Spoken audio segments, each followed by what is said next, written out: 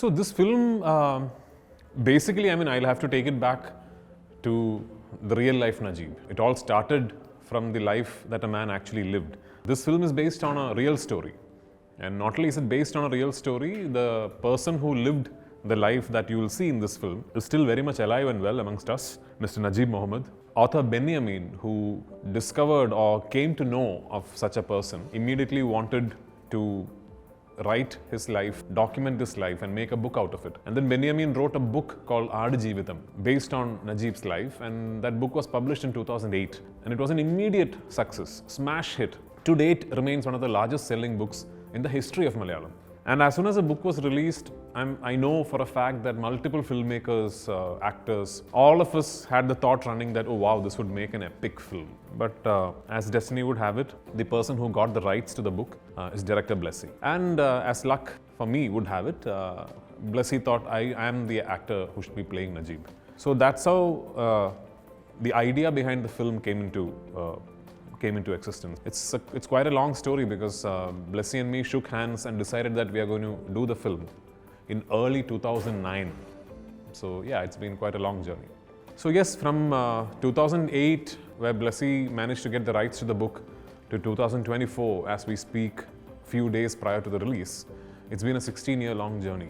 Even back in 2008, 2009, when Blessy first spoke to me about his vision for the idea of Aadjeevitham as a film, it was very big and grand. He always wanted to make this film in this huge canvas, go to real locations and shoot and make it look as organic as possible. So back in 2009, the kind of money, the kind of budget that would be required to pull off something like this was unthinkable, at least from Malayalam. You have to remember that, I'm talking about a period in time where pan-India did not exist. So, the whole terminology called pan-Indian cinema had not yet been invented. So it was quite a challenge for Blessy and me to be able to put a business model in place where we could think of doing a film. It took 10 years.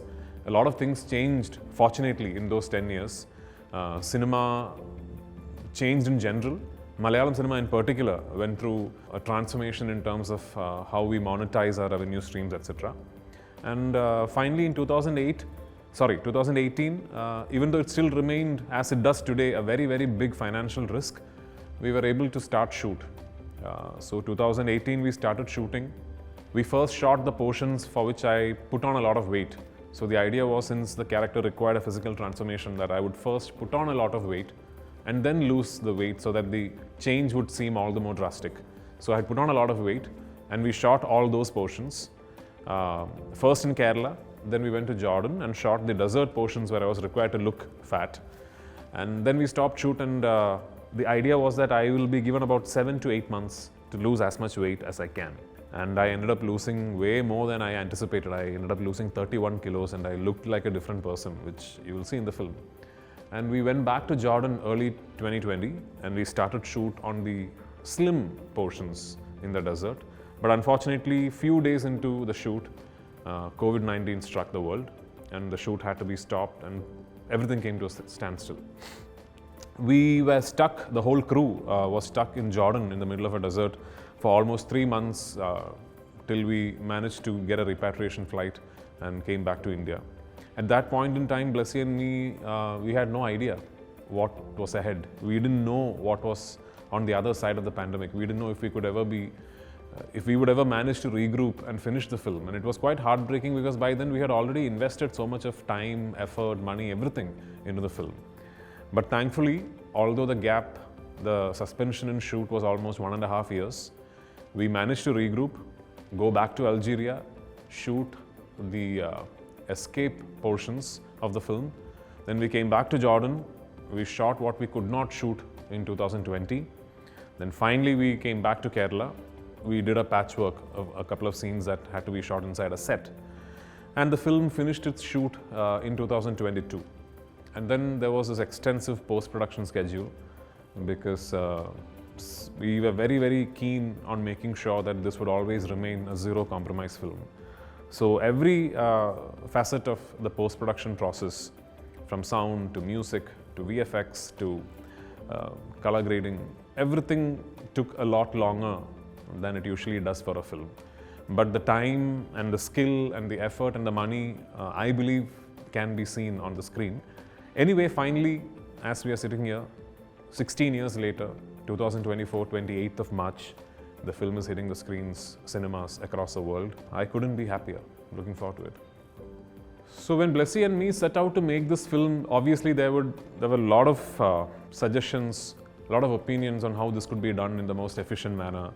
And you have to realize that when you're talking of a 16-year-long journey behind one film, even the technology associated with filmmaking has undergone quite a few changes in that time period.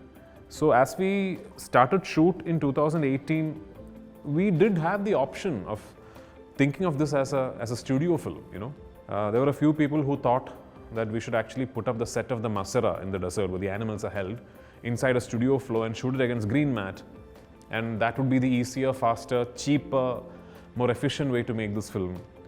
But one thing Blessy always had in mind was that he wanted to shoot this film in the most organic way possible, to go to the real locations, to make sure that the elements and the actors and the animals all interact with each other.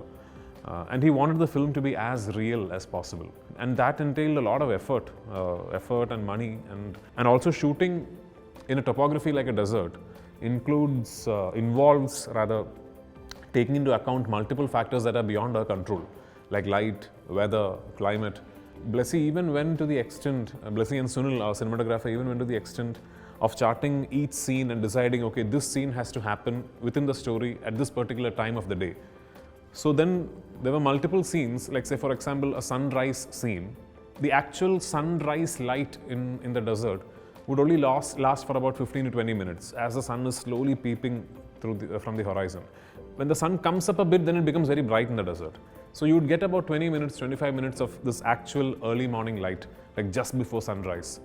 And there are scenes that need to happen in that light in the film. And this would be like one scene shot across 25 sunrises, you know, through 25 days. Same thing for a scene that we thought should happen when the sun is dead on top with absolute top light beating down on the actors. So we got that right. We made sure that the scenes that needed to be shot in a particular time of the day was only shot like that. There's a sandstorm sequence in the film. In Vadiram, where we shot, we get these sandstorm alerts that at this particular date that you are in, you know, there's a warning for a sandstorm. And usually if there's a sandstorm alert, you do not go out. You don't shoot that day. But you know, the filmmaker that Blessy is, when we got this entire dates of potential sandstorm alerts in Vadiram, Blessy started thinking in terms of how can we shoot in the real sandstorm. I don't know if anybody's done that. But the technical crew, in terms of the camera operators and all, they said, it's impossible, the cameras and everything are going to get spoiled. But then Blessy said, no, I really want to capture the actual sandstorm, and if there's something that happens to the cameras, I'll guarantee that I buy you a new camera and all that. And we shot inside a real sandstorm. So the sandstorm sequence you see in the film, of course there is VFX involved, there is CGI involved, and not all the shots, but there are a lot of shots in that sequence that we shot inside an actual sandstorm. The primary thanks for that has to go to this one man called Blessy, our director, because like you rightly said, all the others involved in the project, myself included, we have all done other films in between this journey, you know. But director Blessy for the last 16 years has been singularly focused on this one film. And I think it's his conviction, his laser-like focus, you know, his belief in what he's creating that led the team, that made sure that we were all traveling coherently in the same direction. And it's a privilege to have worked with such a visionary leader, such a world-class filmmaker who set aside such a big time, such a big phase of his life to create that one big masterpiece he wanted to. So that's truly inspiring for me. I think Goat Life is mostly about the resilience of the human spirit. And like most survival stories, the common foundation that all these survival stories will always share is the resilience of the human spirit. It's just one man fighting against all odds, all the adverse circumstances to make it out of there. And the fact that it is a true story makes it all the more incredible. More than anything, I think what you will connect with when you watch The Goat Life is that one glorious celebration of the human spirit and the strength of the human mind. I think you'll walk out of the theatres inspired. We are going through a time and age when I think the human mind and our resilience is becoming progressively fragile due to various reasons, due to the age and time that we are living in, due to the fact that our world sometimes exists in something that is not real, like the digital domain.